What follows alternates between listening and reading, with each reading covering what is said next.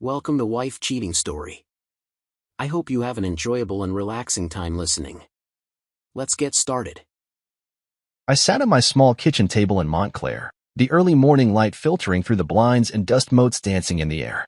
In my hand was a chipped ceramic mug, a wedding gift from Lizette 10 years ago, still stained from 2 mini late-night coffees. I lifted it to my lips, savoring the warmth, believing that Riley's email would be another routine update on guest counts or travel itineraries. I'd already arranged everything. Flights, hotels, the extravagant welcome dinner at Lou Jules Verne. $40,000 wired and accounted for. I tapped the trackpad, waited for my mail app to load, and then saw it. A new message from Riley. My heart quickened with anticipation. But when I clicked to open it, the temperature in the room seemed to drop. It began not with a greeting, but a single word. Dad. No, hi, or hello. Just the stark salutation, cold and clipped. My pulse slowed as I scrolled.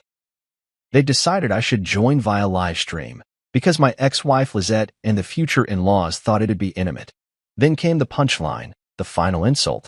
If you want to be a part of it, you can watch through the Google Earth window. LOL. I stared at the words, mouth dry, feeling a hollowness spread in my chest. The coffee tasted bitter, as if the beans themselves knew I'd been betrayed. A laugh struggled in my throat, half disbelief, half despair. LOL, she'd written now. A taunt masked his levity. I closed my laptop and traced a finger over the tabletop. I thought of every cheesy Hallmark moment I'd orchestrated for her. Homemade birthday cakes that collapsed, science fair presentations built from cardboard and glitter, late nights spent quizzing her on algebra until she finally laughed and hugged me. And now? All that effort reduced to pixels on a screen I would never see up close. The room started to tilt, but I held on to the edge of the table. My phone buzzed in my pocket, a reminder that the world outside had not paused for my heartbreak. Instead of responding with anger or sadness, I opened a blank reply and typed 4 words. Sure. Enjoy your big day. I hit send, feeling the click echo in my mind like a verdict. No more pleading. No more excuses. Final. I closed the lid of the laptop and stood, moving almost on autopilot to the door. My reflection in the foyer mirror caught me mid-stride.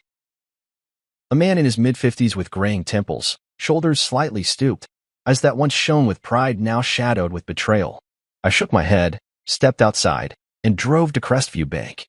Inside the bank, Mr. Alston looked up from his desk with a welcoming smile that faltered when he saw the steel in my gaze. He'd been managing the wedding account since Riley announced her engagement. I told him I wanted to cancel the next wire transfer. All $60,000 reserved for the venue, the florist, the photographer. He leaned forward, eyebrows raised in disbelief. That's scheduled to go out tomorrow, he said, clicking through the ledger. I nodded and gave him the account number. It was never about the money, I said quietly. It was about being present. He hesitated, then picked up the phone to authorize the cancellation. I left the bank feeling unburdened, though my knuckles were white around the steering wheel. Back at my apartment, 12 missed calls blinked on my phone. Riley, Lizette, Malcolm. My daughter's ex-in-law's number scrolled in too. I didn't return a single one. Their voicemails piled up. Please, apologies, demands. Dad, it's not what you think. Dad, please just wire the money so we can get this sorted. Dad, you're acting crazy. I deleted each message without listening. I poured a drink, an aged single malt that Lizette insisted I'd ruin if I didn't learn to appreciate, and walked down to the riverbank. The water ran cold and steady, reflecting the bright spring sky. I thought of coaching Riley's soccer team, seeing her grin after she scored her first goal. I remembered tucking her in after nightmare-fueling thunderstorms, whispering that she was safe. And now the best gift I'd ever given her was deemed disposable by the people she loves most. Later, Malcolm arrived, unannounced and entitled. He breezed into my foyer as if nothing had changed since 2009, when we were a picture-perfect family. He gestured at the half-empty glass in my hand. This is going to ruin everything, you know, he said, voice low. The caterer's threatening to walk. The venue needs final payment. I met his gaze across the coffee table. I wasn't invited, I replied. So I'm not paying. He frowned, confusion flickering in his eyes. You're really going to blow up her wedding over an email? I shrugged. I'm not the one who delivered the blow. I spent the rest of the afternoon drafting a timeline of every contribution, dresses, deposits, dinners, gifts. I printed it out and sent a copy to my lawyer, just in case. On social media, Riley had already posted the Eiffel Tower engagement photo with a passive-aggressive caption about family drama.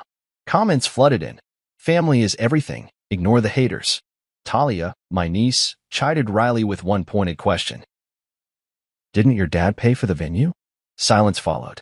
Truth, once shared, scatters illusions like glass in the sun.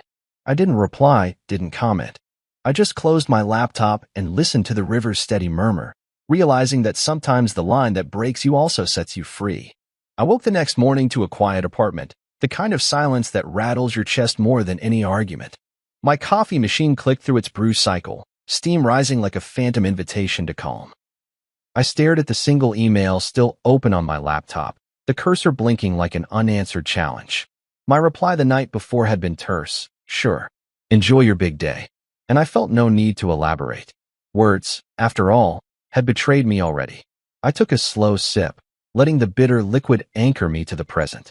The phone lay face up on the table, each missed call flashing like a reproach. 12 from Riley, 3 from Lizette, 1 from Malcolm. I watched the numbers grow in silent accusation, but I did not pick up. If they wanted a response, they'd have to earn it. I left my apartment and drove to the Riverwalk, the same route I'd taken the evening before. The sky was overcast, a pale wash that dulled the city's edges, and I welcomed it. Gray seemed appropriate for grief, and perhaps my anger, too. I passed joggers without recognition, the rhythm of their footsteps mocking in its steadiness. I strutted past the wrought iron benches where I'd once watched Riley chase ducks in her preschool years, her laughter still echoing in my mind. I realized that I'd built so much of my identity around being a father, provider, mentor, coach, and now that identity felt stripped away, exposed. I clenched my jaw, forcing the truth down. Sometimes silence is stronger than explanation. By mid-morning, I found myself at Crestview Bank again, only this time not to cancel wire transfers, but to consult with a financial advisor about reallocating the remaining funds I'd set aside for Riley's wedding. I wasn't punishing my daughter. I was reclaiming my resources. The advisor, a bright-eyed woman named Simone, presented options for growth and diversification, retirement accounts, charitable trusts, even a small education fund for Carter's future. I listened politely, her words drifting around me like confetti in a breeze. My mind rehearsed all the moments I'd coached Riley through math tests, how proud I'd been when she graduated high school with honors. That pride now felt bittersweet, as if it had soured with age. I nodded at Simone's recommendations, but inside I knew my new priority, healing myself. On my way home, I stopped by the soccer fields where I had coached Riley's team. The chain-link fence was empty, goals left unattended, nets sagging in the wind. I climbed over the gate and stood on the cracked asphalt, imagining the roar of children's cheers, the thud of leather against foot, the triumphant grin on Riley's face when she scored her first goal. That memory hurt more than any harsh word. I closed my eyes and let the wind whip through my hair, carrying away the phantom whistles of referees and the collective energy of youth. I realized then that every sideline moment, every halftime pep talk, had shaped me as much as it shaped her. I picked up a stray soccer ball, felt its worn leather under my palm, and then gently set it down again. Some legacies aren't measured in touchdowns or trophies, but in moments of genuine connection. And even if she had tried to erase me, those moments were indelible. The phone calls continued to come, relentless in their repetition. I let them go to voicemail, each one a new plea or accusation. I could almost hear the invisible strings tugging at them. Expectations, guilt, love, tangled together in a knot that none of us could untie so long as we spoke only to demand. I began to draft a letter on my laptop, not to send it, but to empty my mind. I wrote, "Riley, I am hurt. I feel erased. You invited everyone but me. Money cannot substitute presence. I am proud of you, but I refuse to be sidelined in my own life." I reread the words, feeling both relief and futility. What would she do with them? Delete them? Cry? Stonewall me further? I closed the document, saving it only to my desktop where it would gather digital dust, a testament to words spoken too late. That evening, I poured a single glass of scotch, the kind I reserved for nights when sleep felt impossible.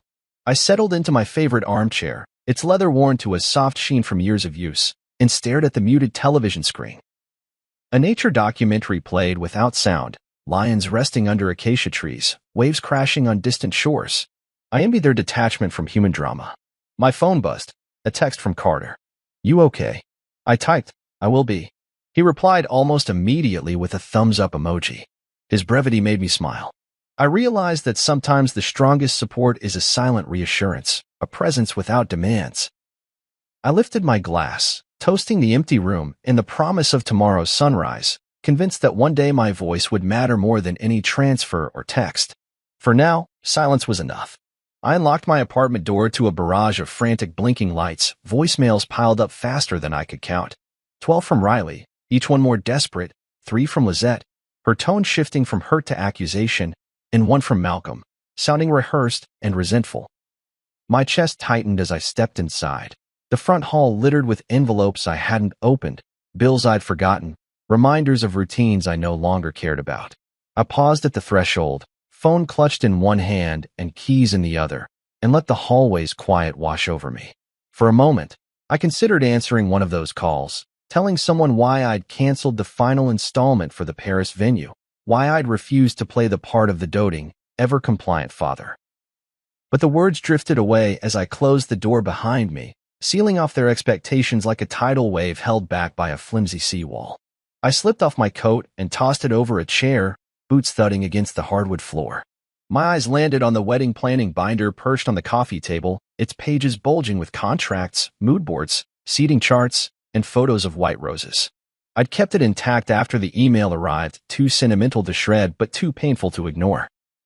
I drummed my fingers against the wood, recalling the hours I spent poring over lace samples with Lizette, the phone calls with wedding planners in Paris time zones, the meticulous calculations to stretch every dollar of my savings. Now those memories felt surreal, like scenes from someone else's life. I sank onto the couch, phone buzzing again, and let the machine handle the calls. I reached for my glass of scotch on the end table, the amber liquid glowing under the lamp's halo.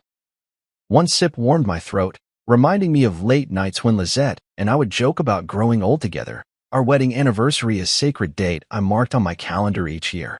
Now the flame of that partnership had flickered out, leaving only embers of disappointment and regret. Across the room, family pictures stared back at me. Riley's graduation photo, beaming beside her proud mother, Carter's childhood portrait, a sandy-haired boy clutching a baseball mitt. A family Christmas snapshot, 4 smiles frozen in time. I stood and moved toward them, fingertips brushing the glass of each frame. I remembered sculpting gingerbread houses with Lizette during our first married Christmas, Riley's laughter echoing through the kitchen as she collapsed hers mid-construction. Those moments were indelible, yet here I was, as Lizette's attorney bluntly called me in a voicemail, a deadbeat by design. They'd reduced years of love and sacrifice to that label, as if my identity lay in the cancellations and transactions they demanded. I rummaged through the coffee table drawer and pulled out an old, leather-bound journal, the one I kept when I coached Riley's under-10 soccer team. I flipped through pages covered in scrawled practice drills, pep talk notes, and reflections on parenting. One entry caught my eye. The day she scored her first hat trick, and I wrote how proud I was, more proud than I thought possible. The ink had faded, but the sentiment remained intact. I closed the journal and held it to my chest, feeling the weight of joy and disappointment intertwined. My phone buzzed again, a new text from Riley. I debated reading it, but then swiped up. "Dad, please. Just tell me what you need. We can fix this." I stared at the words, heart clenched in anger and sorrow. Fix this. As if the thousands of dollars already sent were a sick joke, and now I owed them one more debt, forgiveness. I typed no and pressed send, my finger hovering over the delete key as if I could obliterate the digital reminder of her plea. The apartment felt cluttered with expectations I no longer wanted to carry. I stood, grabbed my coat, and decided to clear my head with a walk. Outside, the late afternoon air was crisp, carrying the smell of rain from the river. I walked without direction, boots splashing through puddles as city sounds drifted around me, distant sirens, the hum of traffic, a dog barking. They felt like a chorus of practical demands. Pay this, respond to that, be available for them. I shook my head, trying to dislodge the cacophony. Eventually, I found myself at a small, unassuming park bench overlooking the river. I sat and watched the current swirl around rocks and fallen branches. The water's persistence reminded me that life moves forward regardless of our grief. I reached into my pocket and pulled out a folded sheet of paper, the ledger of payments I'd printed the day before. I unfolded it carefully, reading line after line. $10,000 for the dress, $5,500 for photography, $15,000 for the reception deposit, and so on. At the bottom, a blank space where the final $60,000 would have been recorded. I crumpled the paper into a ball and dropped it into the river's flow. It floated for a moment, then sank, swallowed by the current. Watching it disappear gave me a strange, fierce satisfaction, like ripping off a bandage or breaking a chain. I lingered on the bench until dusk tinged the sky with lavender, then rose and walked back to my apartment. Inside, the silence greeted me like an old friend. I flicked on the lamp, pulled the couch cushions aside, and retrieved my journal. I opened a fresh page and wrote, "Today, I let go of their debts. Tomorrow, I will reclaim my own worth." I paused, pen hovering, and then sketched a simple line drawing of a sunset over water, a promise of new beginnings. By the time I closed the journal, the phone lay face down with 10 more missed calls. I did not care. I poured another scotch and settled into my armchair, legs crossed, shoulders unburdened for the first time in weeks. I lifted the glass and whispered into the quiet room, to freedom. And for once, I meant it. I woke to the sound of rain tapping against my window, each drop a tiny percussion that echoed the heartbeat in my chest. The previous days had blurred together, a tangle of phone calls and canceled transactions, but today felt different. Today, I would face the aftermath. I poured coffee into a travel mug and headed out, raincoat buttoned tight, to the florist shop on Main Street. There, beneath the matted awning, stood 2 women arguing in hushed tones over a ledger of unpaid invoices. Their faces were worn, their expressions pinched, victims, it seemed, of my daughter's grand plans unraveling. I stepped forward, clearing my throat, and offered a firm handshake. "Let me make this right," I said. They exchanged glances, suspicion flickering in their eyes. I slid my card across the counter and covered the full balance. Gratitude shone on their faces, but I sensed an unspoken question. Was this relief, or collateral gratitude bought at my expense? Walking away, the rain tapered off, leaving a fragile stillness in its wake. I cradled the mug and watched steam curl skyward. The florist's door chimed behind me as I left, evidence that my money, once siloed for celebration, was now a salve on other people's wounds. I didn't regret it. I believed in fairness. But I hated that my daughter's mistakes had forced these strangers to scramble for payments that should have never been in question. As I made my way down the sidewalk, I couldn't shake the feeling that I was holding 2 contradictory truths, that I cared deeply for Riley, yet refused to fund my own erasure. By midday, I found myself at the restaurant where the caterer had been canceled. The line cook inside leaned on the counter, arms crossed, looking more annoyed than worried. When he spotted me, his posture shifted, equal parts relief and irritation. "You're the ghost wire, I take it?" he asked, wiping his hands on his apron. I nodded. "I'm the ghost wire." I paid the final catering invoice, then added a gratuity large enough to soften their losses. The manager offered a tight smile. "We'll keep the deposit on file," she said, "in case you want to come back for dinner sometime." I agreed, promising a future reservation I might never make. I walked out feeling hollow, like a man who'd charged a toll for emotions he could no longer feel. The rest of the afternoon I spent drafting a letter to each vendor, the photographer, the band, the rental company.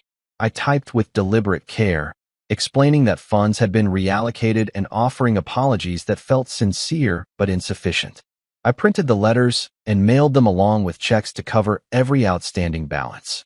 As I sealed the envelopes, I realized I was desperate to untangle myself from the obligation of performance.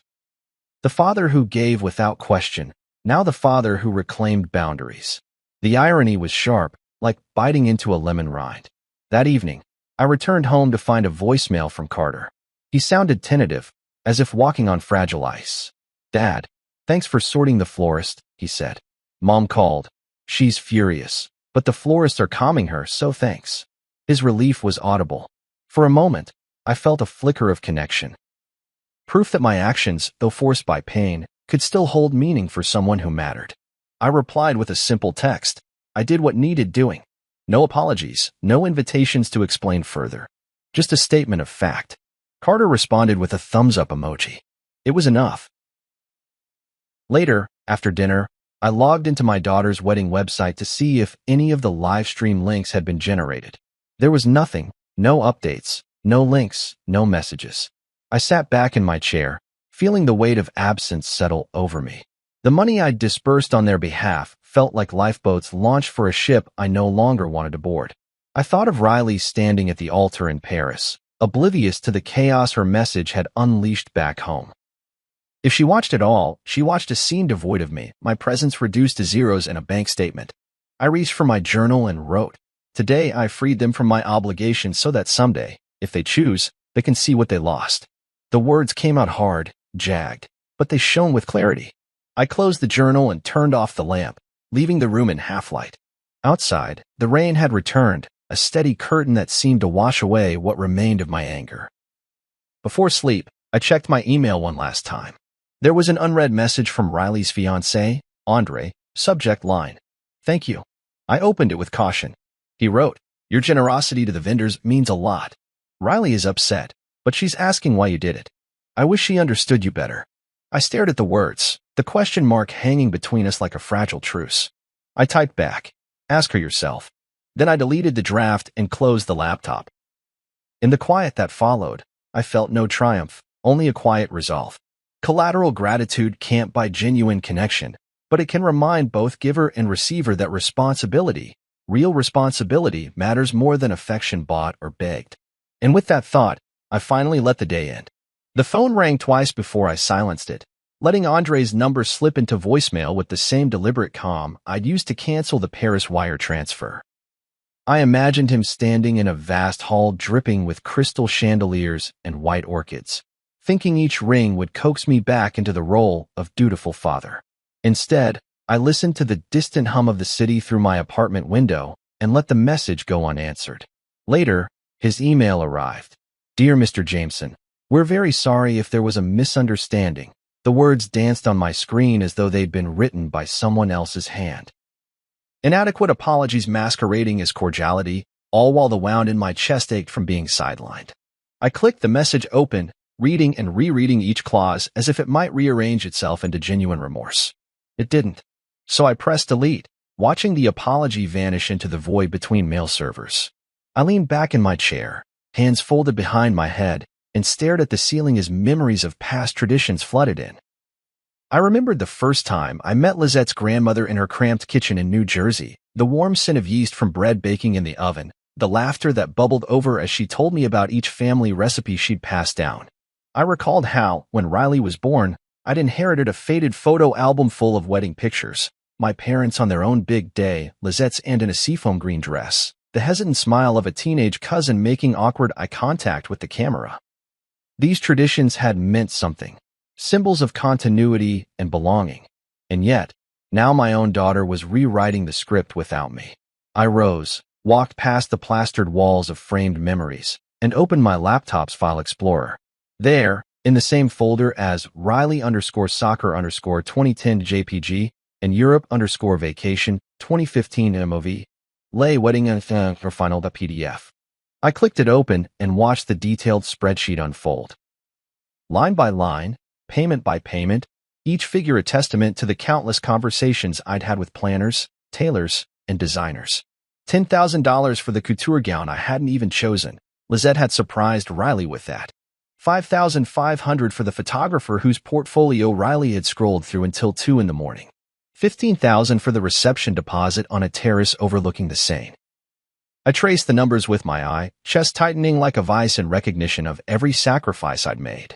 For decades, I'd banked not just money but goodwill, transacting affection in installments, believing that love could be measured in deposits and invoices. With a decisive click, I hit print. The printer word, coughing out pages stained with ink and intent. I gathered the stack and the accompanying contracts, vendor agreements, timeline sketches, seating charts, and stuffed them into a manila envelope. I scribbled my lawyer's address on the front. Attention, David Ramirez, remembering how, even as a child, I'd found comfort in the precision of ink on paper. The weight of the envelope felt substantial in my hands, a physical representation of boundaries being drawn. As I sealed it, I felt a shift, as though the barrier between father and financier was finally fixed in place.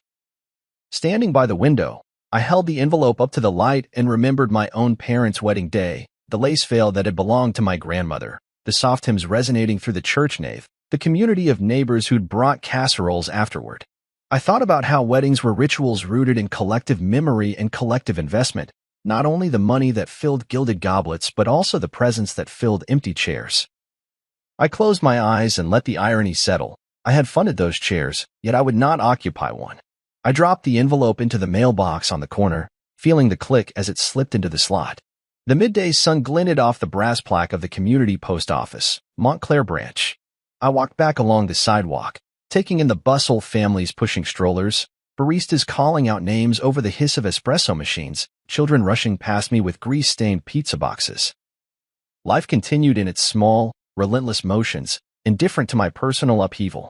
Yet each step reminded me that transactions, whether financial or emotional, carried consequences. My refusal to fund Riley's wedding was not vengeance. It was a boundary I needed to reclaim. Back in my apartment, the phone lay silent, no new voicemails blinking. I settled at the desk and opened a fresh document titled Terms of Engagement. I wrote, in clear, measured sentences, I will no longer serve as guarantor for any wedding expenses. I have fulfilled my commitment through $40,000 in prior payments. Any further funding must be the result of direct invitation, extended in gratitude, not as an expectation. Should arrangements be made to include me genuinely, I will consider participation under mutually respectful terms. I saved the file, not intending to send it, but as a manifesto of my dignity, a private acknowledgement that traditions were worth preserving only when they honored all parties equally.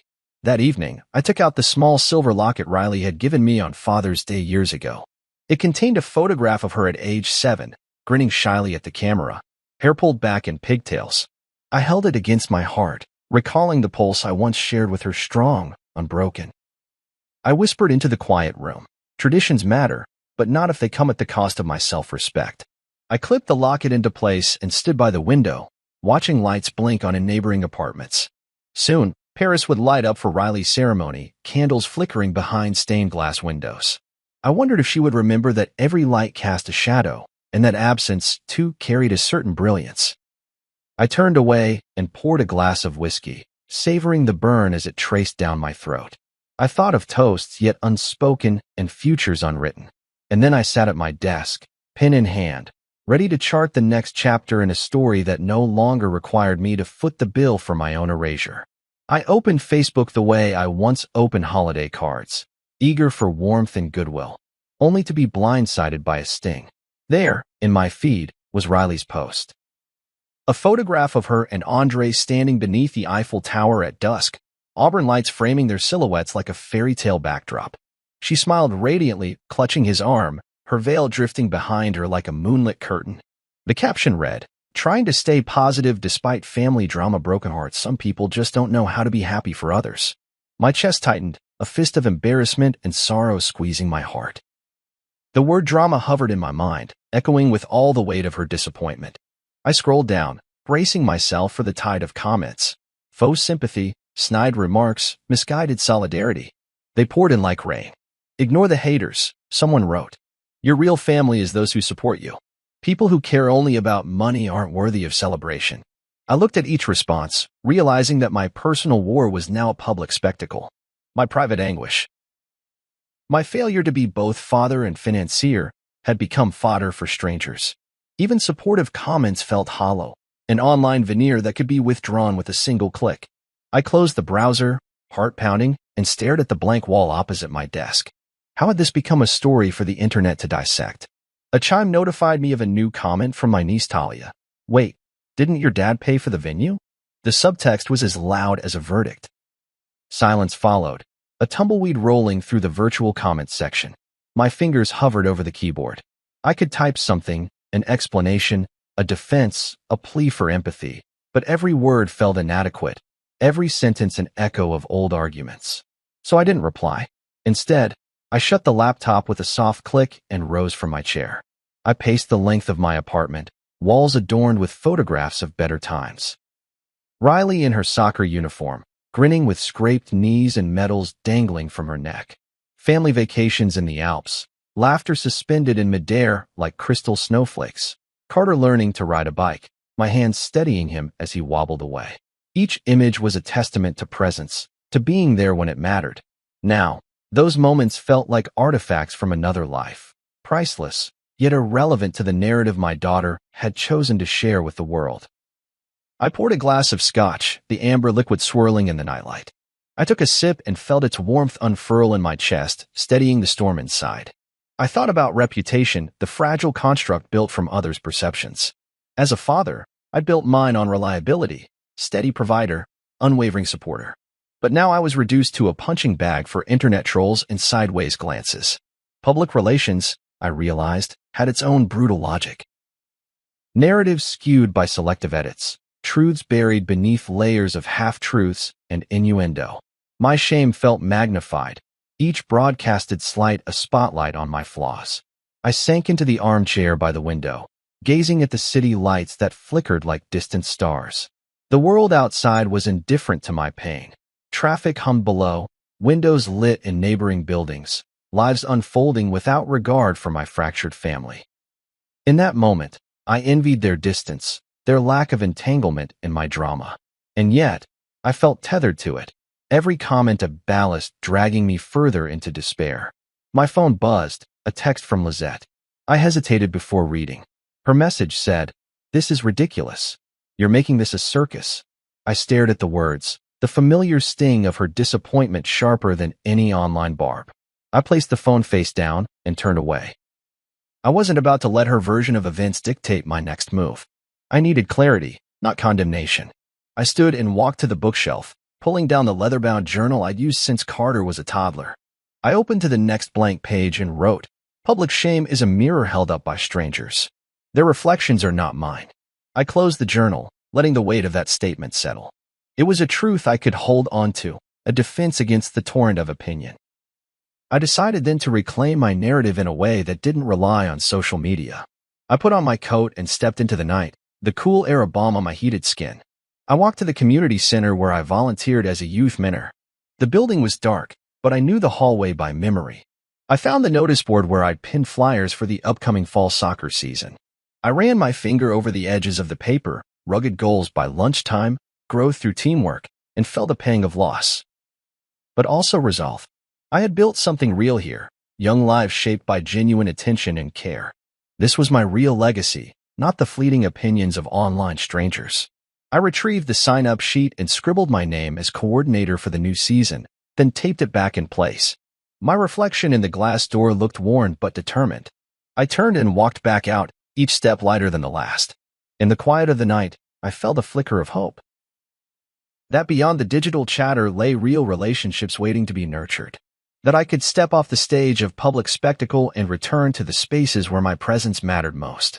When I returned home, I logged into Facebook one last time to edit my privacy settings, limited profile, restricted comments, a digital moat around my life. I unfriended a few voices I no longer recognized or respected. Then I closed the app and slid the phone into a drawer. Silence greeted me, vast and empty, but not suffocating. It was the kind of silence that permits reflection, the kind where true presence can grow.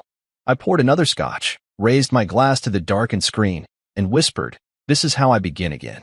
And in that act of digital withdrawal, I found a fragment of peace, one step toward reclaiming my story, one step toward mending what truly mattered. I woke the next morning to sunlight slanting through the curtains, painting golden bars across my bedroom floor. The weight of the previous week's drama felt heavier in daylight, each ray a spotlight on unmet expectations. I reached for my phone on the nightstand, thumb hovering over Riley's name in the recent calls list. My finger hovered, then withdrew. I was done with reactive impulses. Instead, I dialed Carter's number. He picked up on the second ring. "Hey, Dad." His voice was cautious, as though he sensed the tension I carried. "Morning," I said, trying to keep my tone light. "Can you come by? There's something I need to tell you." He arrived around 10, dressed in a gray hoodie and jeans, eyes rimmed with concern. He carried 2 cups of coffee from our favorite cafe, black with just a hint of sugar, placing one in my hand before settling on the couch. "Thought you might need this," he said. I nodded, savoring the warmth. For a moment, we sat in silence. each of us listening to the hum of the city beyond the window. Finally, I exhaled. Your sister told you something? I began softly. Carter ran a hand through his sandy hair and met my gaze. She did, he admitted. A few weeks ago, she said she didn't want you there. Said it'd be awkward with Mom. His admission hit me like a punch to the gut, less because of what he'd heard and more because he hadn't told me sooner. Why didn't you say something? I asked, voice hushed but firm. I thought she'd change her mind, he said, looking down at his coffee cup. I didn't want to cause more trouble. I shook my head, a slow, deliberate motion. But you kept silent when I was gearing up to be there, to celebrate her, I said. All these wires, these plans, it was all contingent on me being part of it. Carter pressed his lips together, guilt shadowing his eyes. I'm sorry, Dad. I thought she'd realize how important it was. I reached across and squeezed his shoulder. I know you did, and I love you for that. But we've got to be honest with each other, even when it hurts. Carter nodded, relief and regret mingling in his expression. I took a sip of coffee, then continued. I don't blame you. I blame the situation. And ultimately, I blame Riley for rewriting reality without telling me. I tilted my head toward the window. You know, when you're a kid, you believe your family is unbreakable, safe, predictable. She shattered that. Carter's brow furrowed. What will you do now? He asked quietly. I stared out at the neighborhood below, parents walking kids to school, elderly couples on morning strolls, life unfolding in orderly routines. I don't know, I said honestly. I refuse to be an ATM for a family that sees me as optional. A flicker of pride passed through Carter's eyes. That's brave, he said. Not many people draw a line like that. I smiled wryly. Brave or stubborn? Sometimes it's hard to tell the difference. He shifted on the couch, leaning forward. You're not alone, Dad, he said. I'm here. And I think a few of her friends, Ava, Simone, they're asking why you're not in the pictures. I raised an eyebrow. Those girls she's been friends with since childhood? Carter nodded. Yeah, they like you. They were mad when they heard you were cut out. You didn't know, but some of them tried to slip you an invite anyway. My heart thudded at the thought. Allies in an unexpected quarter. I thought of Ava, Riley's roommate at Boston University, always quick with a smile and a witty comment. And Simone, her childhood friend who'd stayed local. They'd known I funded the venue. They must have felt the sting alongside me. I folded my arms, considering. Maybe I should reach out to them, I mused. Carter shrugged. Couldn't hurt. They might even give you the live stream link. A laugh escaped me. At this point, I don't care about the link.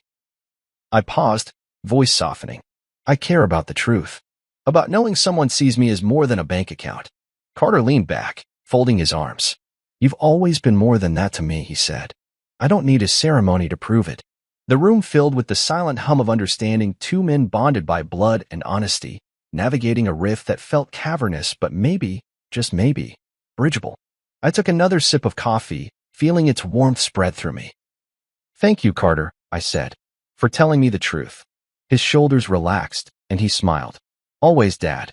We spent the next hour going through old photo albums, laughing at mismatched outfits and awkward haircuts. Carter pointed out my worst dad jokes. Remember when you tried to teach me the chicken dance and fell over? And I countered with stories of his stubbornness at age 6, refusing to brush his teeth. By the time he left, the apartment felt lighter, like the first breeze after a storm. That evening, I drafted a brief email to Ava and Simone, thanking them for their past kindness and explaining my current decision. I kept it simple. I understand Riley wants an intimate ceremony, but if any of you have access to the live stream, please send me the link. I value your friendship and your honesty. I hesitated, then hit send. The next morning, I woke to 2 replies. Ava's message said, I'm so sorry you've been treated this way. Here's the link. Wish you were here in person. Simone's read, Dad, she can't keep excluding you. You have every right to be there. Call me if you need to talk. I felt a lump in my throat, a mixture of gratitude and pain. The inclusion I craved came from the margins of Riley's circle, not from Riley herself. I stared at the screen, heart swelling. The line between son and father had shifted today. Carter's honesty had illuminated a path I didn't know existed. It wasn't a resolution, but it was progress. As I watched the live stream link begin to buffer, I realized that family isn't confined to DNA or ceremonies. Sometimes, it's forged in the crucible of conflict, distilled by truth and sustained by the ones brave enough to speak it. And in that moment, surrounded by genuine allies, I felt whole enough to watch, or not, on my own terms. I should have known she'd come, but the knock still reverberated through my quiet apartment like a challenge. It was late afternoon. Rain from earlier had left the sidewalks glistening and the air heavy with damp earth. I had just settled into my favorite armchair with a worn copy of Camus, the soft hum of city life filtering through the half-open window. When I heard the 3 sharp taps, my heart kicked into a gallop. Lisette, I realized, had come back into my world. I rose, smoothing my shirt, and crossed the hardwood floor to the door. I peered through the peephole and saw her standing there. Hair curled into that familiar cascade she wore when she wanted to look effortless, perfume trailing her like a promise. Her expression was carefully neutral, as though she had rehearsed every possible greeting and settled on something between regret and resolve. I opened the door.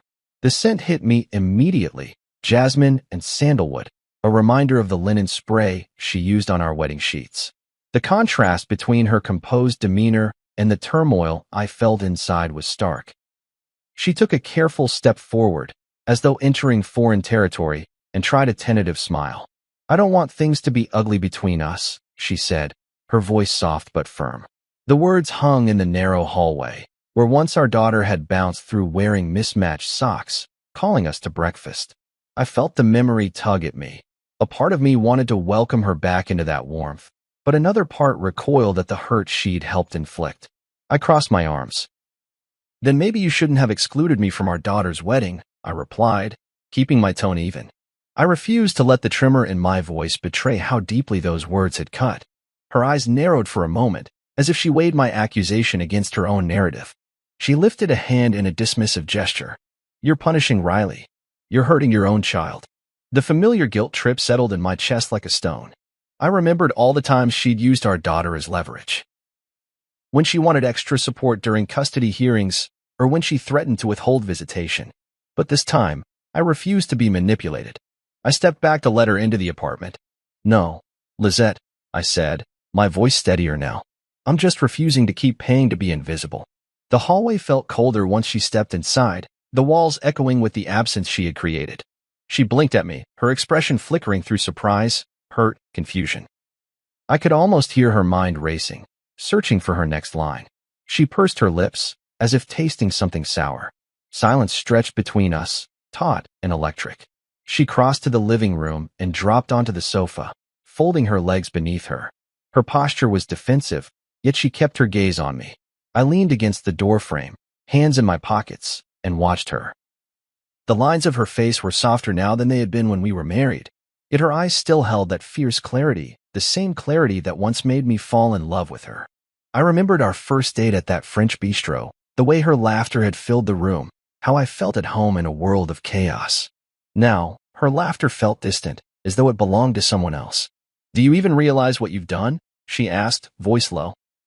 Her words were coated in pain, but beneath that pain lay anger. I took a breath. "Yes, I realized," I said. "I realized the moment I read that email. I realized every time I checked my phone for a message from our daughter and found only reminders of a live stream. I realized every time I looked at those wedding plans and saw my name attached to deposits, but not to an invitation. My words tumbled out, unhurried but deliberate, as if I were cataloging each transgression for my own clarity." She sat up, hands clasped in her lap. "I thought it was best for everyone," she said. "I thought we'd moved past the drama and wanted a peaceful ceremony." Her gaze flicked away, toward the window where gray clouds gathered. "It was always about drama with you," she added softly. "You need to make everything a conflict." I felt the old frustration rise in my chest, the frustration that had once driven me to late-night arguments and silent treatments. But this time, I chose something different. "I'm tired of being the villain in your story," I said. "Tired of having my motives twisted into something ugly. I gave $40,000 because I love my daughter. But love isn't measured in bank transfers. It's measured in presence, in shared moments. You and Riley decided I wasn't worth seeing in person, and that hurt more than any argument could."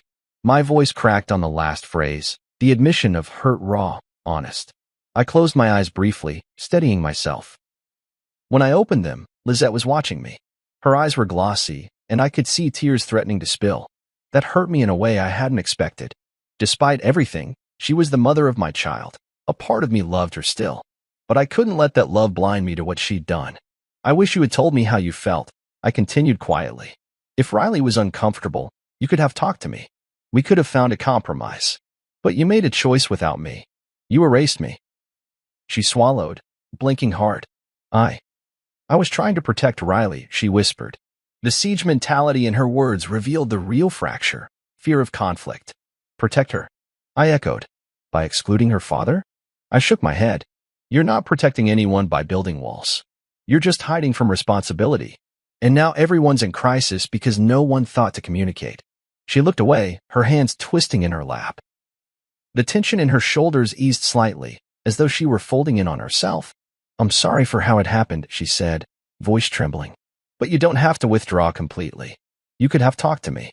I sighed, feeling a melancholy softness wash over me. I tried, I said. I reached out. I asked you directly. And you ignored me. So I withdrew money instead. I paused, letting the truth settle. I'm not proud of it, I added softly. But I refuse to continue paying for a role I'm not allowed to play. She closed her eyes, tears slipping down her cheeks now. I stepped forward, gently placing a hand on her shoulder. She didn't pull away, but neither did she lean in. I know you didn't send that email, Riley and Andre did. But you wield it, I said. You used it to justify decisions that hurt me deeply. She nodded, her breathing shaky. I see that now, she whispered. I should have listened. The confession hung between us, fragile as a thawing icicle. We stood in silence for a long moment, the rain beginning again outside, tapping against the window with hesitant rhythm. The sound felt like tentative dialogue between sky and earth, two of us trying to reconnect. I removed my hand from her shoulder and took a step back. I need time, I said. I need to see that things are different before I show up again. The admission was heavy, but necessary. I could no longer rush healing. She stood, wiping her cheeks with the back of her hand. I understand, she said. Her voice was small, but genuine. She crossed to the door, paused, and turned. Thank you for hearing me, she added softly. Then she stepped out into the corridor. I watched her retreat until the door clicked shut. In the sudden hush, I felt the apartment exhale with me, as though relieved that the confrontation was over, but uncertain of what came next. I closed the door and leaned against it, feeling the grain of the wood through my shirt. The rain pattered across the roof, each drop a reminder that reconciliation, like storms, can clear the air but leave the ground sodden. I walked to the window and watched the city blur beneath the downpour. Somewhere in Paris, Riley was saying her vows, unaware of the reality at home. I took a deep breath, steadying myself. Today, I had drawn a boundary. Tomorrow, I would decide whether to mend the breach or let it define us. But for now, I allowed myself the quiet victory of having spoken my truth and listened to hers, an exchange long overdue. The morning light filtered through the blinds in lazy strips, illuminating motes of dust that floated like tiny specters in my apartment. The phone buzzed against the coffee table, a muffled drumbeat demanding my attention. I glanced at the screen, Riley, her number blinking insistently, and felt the familiar twinge of guilt poke at my chest. But I was still perched on the edge of autonomy, unwilling to succumb to the automated rituals she demanded. I picked up my cup, inhaled the rich aroma of dark roast, and let the vibration fade without moving to answer. I had learned, painfully, that answering meant reopening old wounds. So I kept still, listening to the soft hiss of the coffee maker as it completed its cycle, letting Riley's unreturned calls stack up like fallen dominoes along the hallway rug. Carter joined me in the kitchen, still half-dressed in a charcoal sweatshirt, hair rumpled from sleep. He poured himself a cup and regarded me with that mixture of concern and admiration I'd come to rely on. You're not going to pick up? He asked quietly. I shook my head, my fingers tracing the rim of my mug, cool despite the steaming liquid inside. Not today, I said, voice steady. He measured the pause, then nodded, sitting on the counter. She'll keep trying, he said, reaching for a donut. But maybe she'll realize how serious you are. His words carried the weight of loyalty, and I felt both strength and sorrow in their conviction. I hope so, I murmured. The calls ended, the phone fell silent, and the apartment seemed too large without the echo of Riley's voice. I brewed a second pot of coffee and paced the living room, my thoughts ricocheting between pride in my boundary and aching for reconciliation. I thought of all the mornings spent making pancakes in this very kitchen, Riley's laughter rising like steam above the griddle. Each sizzle reminded me of innocence lost, of rituals discarded by an email so cold it might as well have been typed on a tombstone. I inhaled deeply, wanting the bitterness of the coffee to mask the bitterness of my memories. Around noon, I decided to take a walk to clear my head. The city was alive with midday energy, vendors hawking homemade tamales, children laughing in a playground across the street, buskers strumming guitars on the corner. Their joy felt incongruous to my mood, like colorful confetti mocking my solemn procession. Yet I pressed on, winding through tree-lined avenues, letting the city's pulse steady my own. My phone buzzed again, multiple texts from Riley. "Please just talk to me. I'm sorry. We can fix this." Each one arrived in jagged bursts, an electronic plea for presence. I silenced the notifications and tucked the phone into my pocket. In my mind, I repeated the silent refrain. Respect my terms or lose me altogether. By mid-afternoon, I found myself at the small cafe where Lizette and I had once shared croissants before work.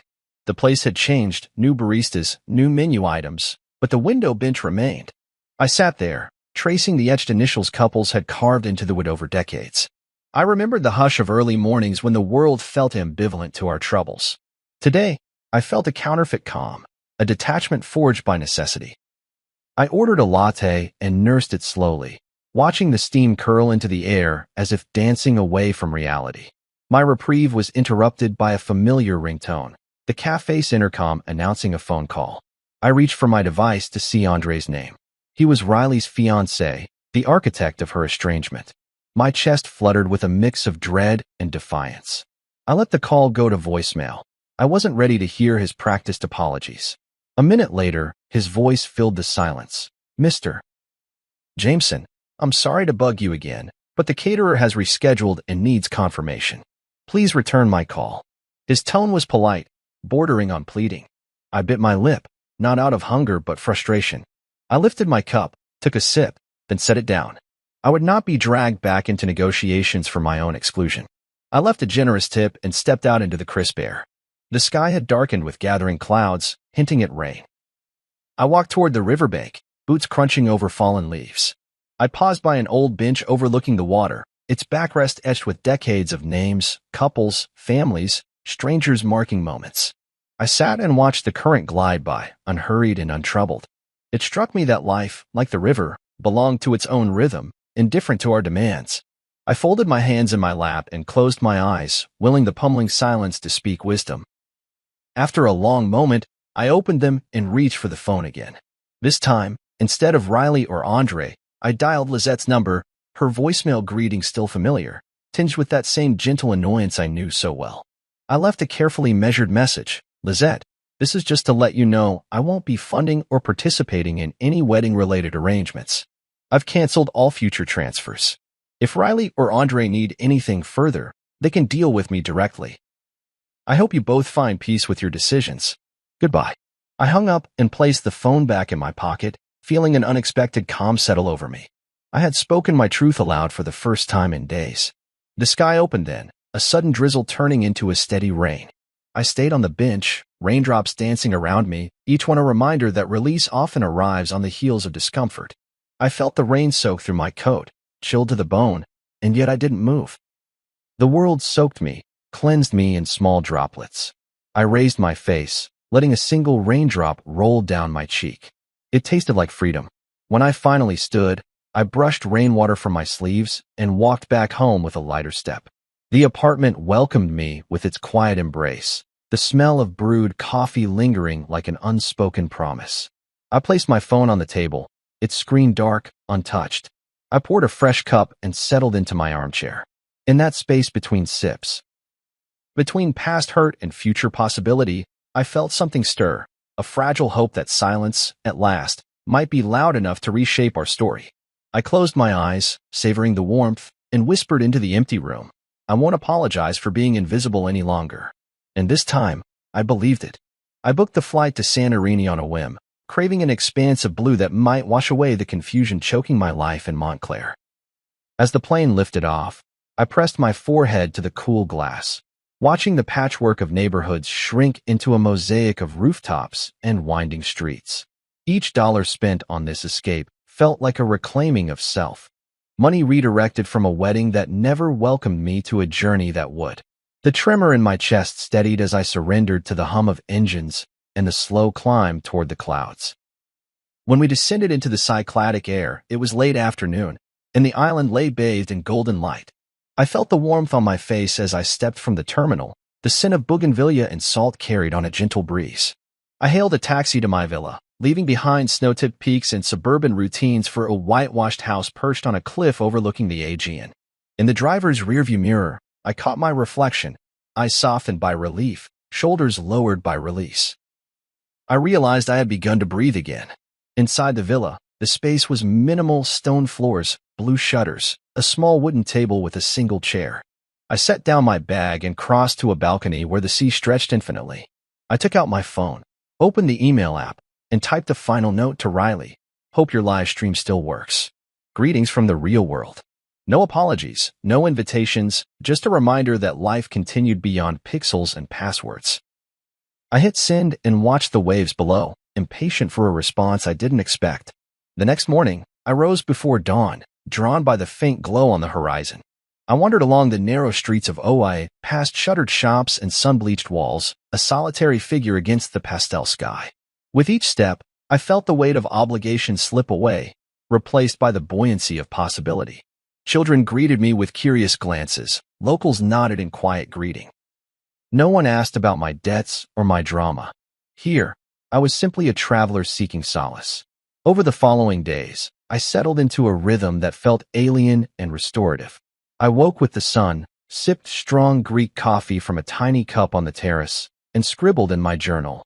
Love isn't measured in money. It's measured in presence, in shared moments you can't livestream. I revisited the letter to my lawyer, sent the proofs of payment, the outline of my terms, and realized that those words had created space for this escape. They granted me permission to reimagine my relationship with family and finance. One afternoon, I hiked down to Amauti Bay, the path hugging the cliff's edge, wild thyme scenting the air. I paused halfway, breathless from exertion, and looked back at the village perched above like a fortress of white and blue. I thought of Riley standing at the altar, or rather, not standing there at all, and felt a pang of sadness.